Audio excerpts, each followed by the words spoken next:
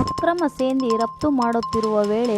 ರಾಯಚೂರು ಅಬಕಾರಿ ಉಪ ಆಯುಕ್ತರಿಂದ ದಿನಾಂಕ 1/3/2025ರಂದು ಬೆಳಗ್ಗೆ 10:35 ಸಮಯದಲ್ಲಿ ಸೇಂದಿ ವಶಕ್ಕೆ ಪಡೆದಿರುವ ಅಧಿಕಾರಿಗಳು ಮಾನ್ಯ ಅಬಕಾರಿ ಉಪ ಆಯುಕ್ತರ ಸ್ಥಾನ ಬೆಳಗಾವಿ ಅವರ ಆದೇಶದ ಮೇರೆಗೆ ಮಾನ್ಯ ಅಬಕಾರಿ ಜಂಟಿ ಆಯುಕ್ತರು ಕಲಬುರಗಿ ವಿಭಾಗದವರ ಮಾರ್ಗದರ್ಶನದಂತೆ ಮಾನ್ಯ ಅಬಕಾರಿ ಉಪ ಆಯುಕ್ತರು ರಾಯಚೂರು ಜಿಲ್ಲೆಯ ಅಧಿಕಾರಿಗಳ ನೇತೃತ್ವದಲ್ಲಿ ರಾಯಚೂರು ವಲಯ ಮತ್ತು ರಾಯಚೂರು ಡಿಸಿ ಕಚೇರಿಯ ಅಧಿಕಾರಿಗಳು ಹಾಗೂ ಸಿಬ್ಬಂದಿ ಜೊತೆ ಕೂಡಿಕೊಂಡು ಅಪರಾಧಗಳನ್ನು ನಿಯಂತ್ರಣ ಮಾಡುವ ಉದ್ದೇಶದಿಂದ ರಾಯಚೂರು ನಗರದ ರೈಲ್ವೆ ಸ್ಟೇಷನ್ ಏರಿಯಾದಲ್ಲಿ ರಸ್ತೆ ಗಸ್ತು ಮಾಡುತ್ತಿರುವ ಸಮಯದಲ್ಲಿ ರಾಮಲಮ್ಮ ಮಾರ್ಯಪ್ಪ ಸಾಕಿನ್ ರಾಗಿಮಾನಗಡ್ಡೆ ಎಂಬುವವಳು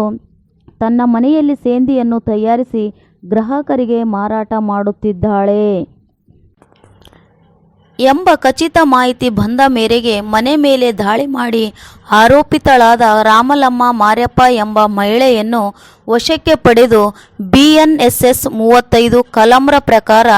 ನೋಟಿಸ್ ನೀಡಲಾಯಿತು. ನಂತರ ಸದರಿ ಮನೆಯಲ್ಲಿ 60 ಲೀಟರ್ ಕಲಬೆರಕೆ ಸೇಂದಿ ಪತ್ತೆಯಾಗಿದ್ದು ಸದರಿ 60 ಲೀಟರ್ ಸೇಂದಿ ವಶಕ್ಕೆ ಪಡೆದು ಸದರಿ ಆರೋಪಿತಳ ಮನೆ ಮಾಲೀಕರ ವಿರುದ್ಧ ಅಬಕಾರಿ ನಿರೀಕ್ಷಕರು ಉಪವಿಭಾಗ ರಾಯಚೂರು ಪ್ರಕರಣ ಸಂಖ್ಯೆ 28/2024-25 ದಾಖಲಿಸಿಕೊಂಡು ಮುಂದಿನ ಕ್ರಮ ಕೈಗೊಂಡಿದ್ದಾರೆ. ಹಾಗೆ ದಿನಾಂಕ 2/3/2025ರಂದು ಸಾಯಂಕಾಲ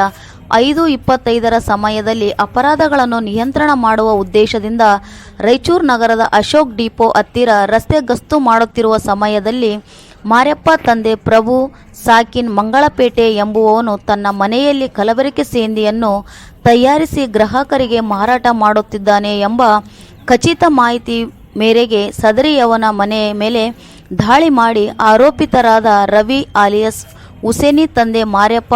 ವಿಶ್ವನಾಥ್ ತಂದೆ ಮಾರ್ಯಪ್ಪ ಎಂಬುವವರು ದಾಳಿ ವೇಳೆ ತಪ್ಪಿಸಿಕೊಂಡು ಪರಾರಿಯಾಗಿದ್ದಾರೆ.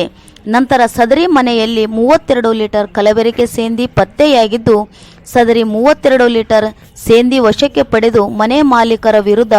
ಅಬಕಾರಿ ನಿರೀಕ್ಷಕರು ಉಪವಿಭಾಗ ಪ್ರಕರಣ ಸಂಖ್ಯೆ